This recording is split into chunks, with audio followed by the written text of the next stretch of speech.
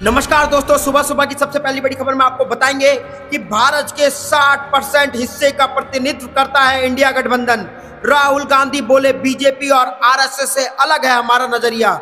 जी हाँ दोस्तों, इसी प्रकार दूसरी बड़ी खबर में आपको बताएंगे कि मध्य प्रदेश विधानसभा चुनाव से बड़ी खबर आ रही है दोस्तों कि कांग्रेस ने जारी किया वचन पत्र, किसान, युवा और महिलाओं के लिए करे कई बड़े वादे। जी हाँ दोस्तों, जिससे भाजपा की उड़ गई है मध्य प्रदेश में नींद। इसी प्रकार की इसी बड़ी खबर में आपको बताएंगे कि एक्टिंग में शिवराज जी हमारे विक्रम मत्साल को हरा देंगे, बोले कमलनाथ, जिससे भाजपा की उड़ गई है नींद और शिवराज सिंह सरकार को लगा है बड़ा झटका। इसी प्रकार चौथी बड़ी खबर में आपको बताएंगे कि अमित शाह का बेटा क्या करता है, वंशवाद से जुड़े मुद्दे पर भर के राहुल गांधी और सवाल का जवाब देते हुए कहा कि अगर कांग्रेस में वंशवाद है तो आखिर अमित शाह का बेटा क्या करता है, आप ये बता दीजिए। इसी प्रकार पांचवी बड़ी खबर में आपको बताएंगे कि मेरा गुनाह सिर्फ इतना है कि शराब घोटाले में गिरफ्तार संजय सिंह के नाम से पर्चे बांटेगी आम आदमी पार्टी और निशाने पर लेगी मोदी सरकार को, और मोदी सरकार को घेरते हुए पर्चे पर लिखा जाएगा कि मेरा गुनाह सिर्फ इतना है कि मैंने सड़क से लेकर सांसद तक गरीब लोगों की बात उठाई। संजय सिंह का बड़ा दावा और आम आदमी पार्टी ने और इंडिया गठबंधन ने मोदी सरकार को घेरने का बना लिया है प्लान। तो दोस्तों, आपको क्या लगता है कि 2024 के लोकसभा चुनाव में इंडिया गठबंधन बनने जा रही है? तो आप अभी इस वीडियो को लाइक और इस चैनल को सब्सक्राइब करके रख लीजिए और दोस्तों कमेंट में इंडिया जरूर लिखिएगा। रुक करते हैं पहली खबर की तरफ। भारत के 60% हिस्से का प्रतिनिधित्व करता है इंडिया गठबंधन। राहुल गांधी ने बोला कि बीजेपी और आरएसएस से अलग है हमारा नजरिया। जी हाँ दोस्तों, आपको बता दें कि उत्तर पूर्व के राज्य मिजोरम में इस 7 नवंबर को मतदान होना है। मतदान से पहले मिजोरम में हर दल वोटर्स तक पहुंचने बनाने की कोशिश कर रहा है। मंगलवार को कांग्रेस पार्टी के पूर्व अध्यक्ष राहुल गांधी मिजोरम के आइजॉल में थे, जहां उन्होंने बीजेपी और संघ परिवार पर सीधा हमला बोला।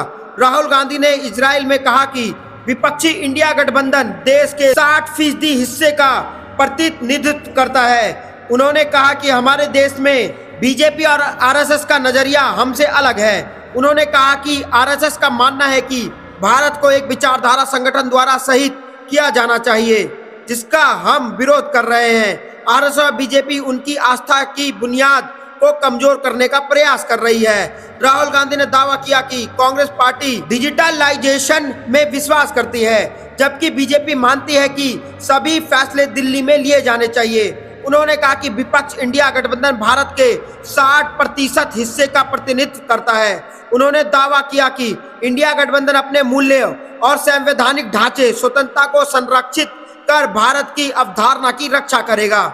इस दौरान राहुल गांधी ने बीजेपी पर भारत के संस्थागत ढांचे पर कब्जा करने का प्रयास करने का आरोप भी लगाया। उन्होंने ये भी कहा, नॉर्थ ईस्ट के विभिन्न राज्य बीजेपी और आरएसएस के हमलों का सामना कर रहे हैं, जिससे आपकी धार्मिक मान्यताओं की नींव को खतरा हो रहा है।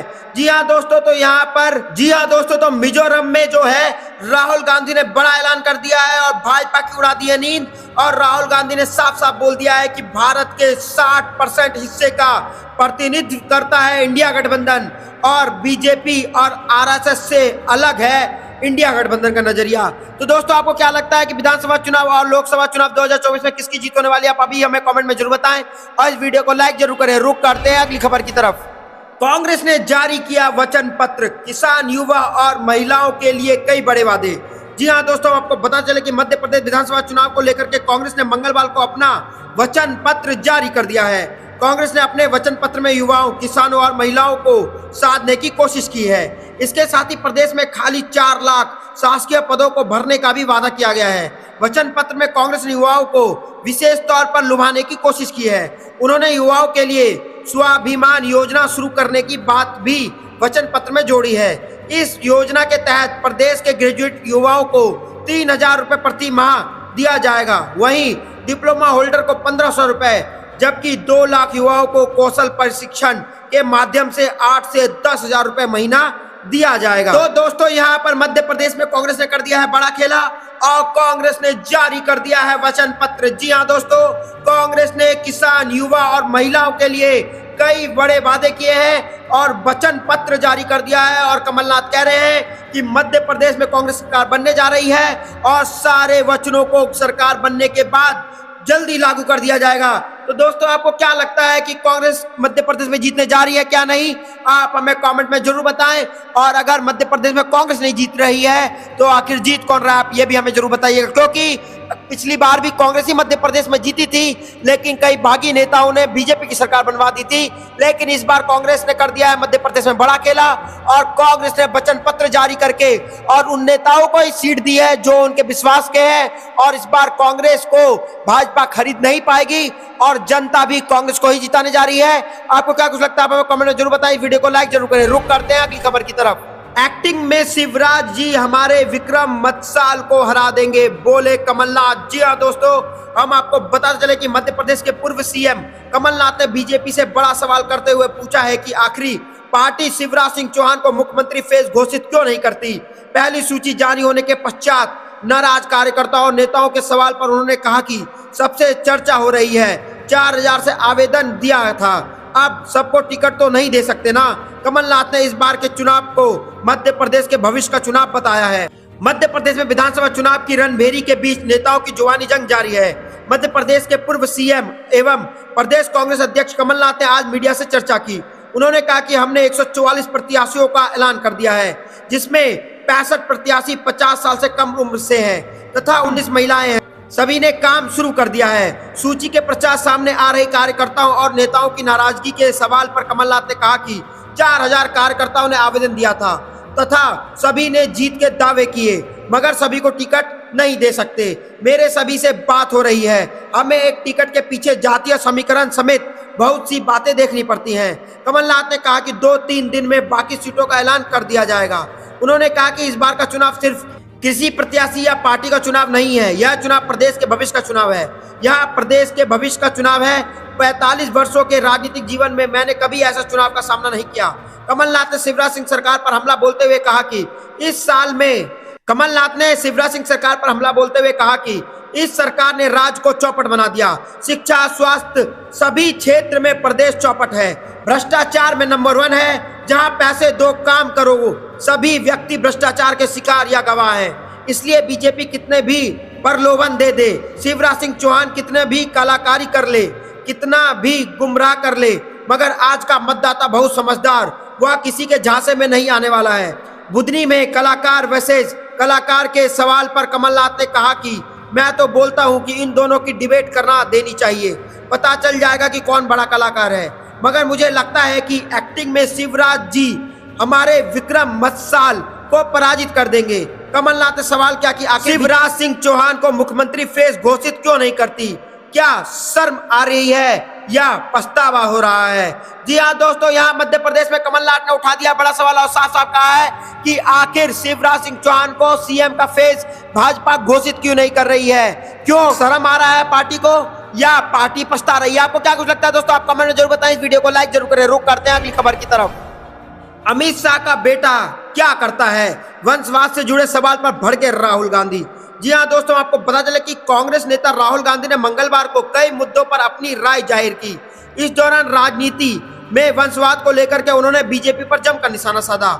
इस दौरान उन्होंने गृह मंत्री अमित शाह और रक्षा मंत्री राजनाथ सिंह पर सवाल उठाए। दरअसल राहुल गांधी से सवाल पूछा गया कि बीजेपी उन पर वंशवाद की राजनीति का आरोप लगा रही है। इस सवाल के जवाब में राहुल गांधी ने पूछा कि अमित शाह का बेटा क्या करता है, राजनाथ सिंह का बेटा क्या करता है।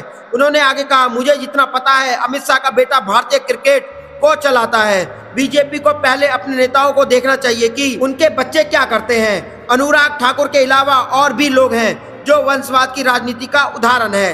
राहुल गांधी ने इजरायल और हमास के बीच जारी जंग पर भी अपनी राय जाहिर की।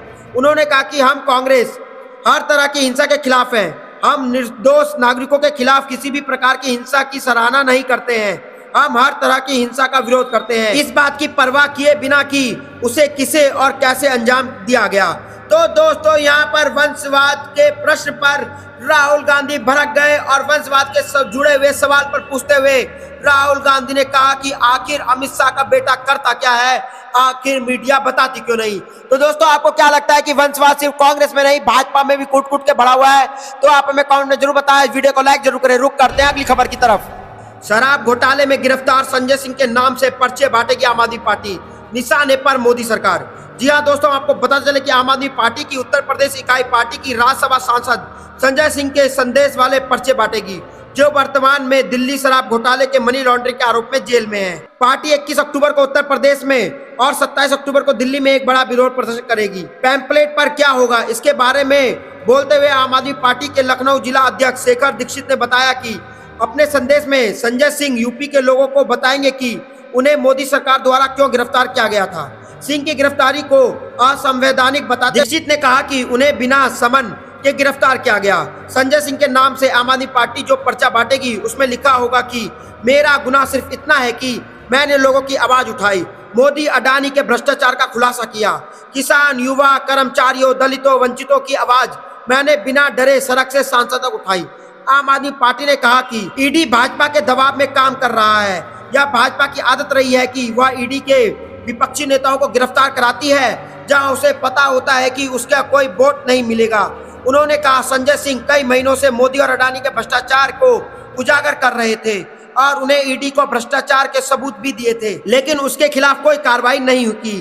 तो दोस्तों, यहाँ पर आम आदमी पार्टी ने कमर कस लिया है और साफ साफ एक पर्चा बंटवाने की बात कह दी है कि मेरा गुनाह सिर्फ इतना था कि मैंने सड़क से लेकर संसद तक बिना डरे लोगों की आवाज उठाई।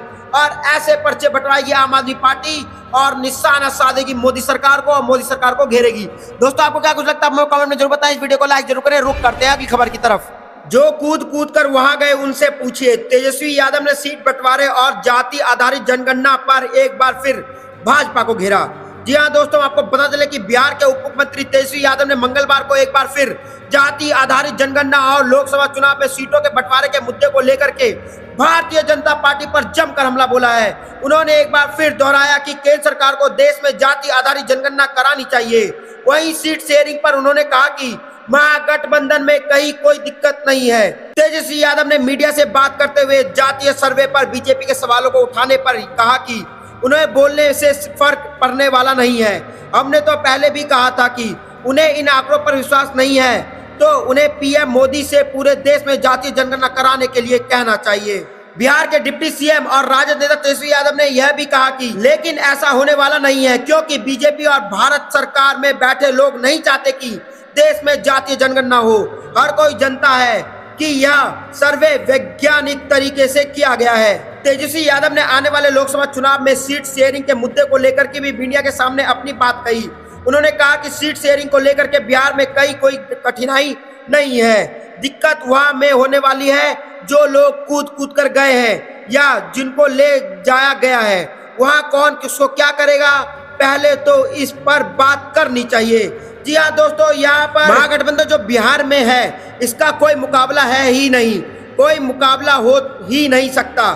चाहे प्रधानमंत्री अमित शाह 365 दिन भी यहाँ रहेंगे तो भी इसका मुकाबला नहीं कर पाएंगे। जी हाँ दोस्तों, यहाँ पर तेजस्वी यादव ने बिहार में भाजपा पर उठा दिया है बड़ा सवाल और साफ साफ कह दिया है कि इंडिया गठबंधन का कोई मुकाबला है ही नहीं। चाहे मोदी जी या अमित शाह कितना भी जान लगा ले, वो इंडिया गठबंधन को नहीं हिला पाएंगे।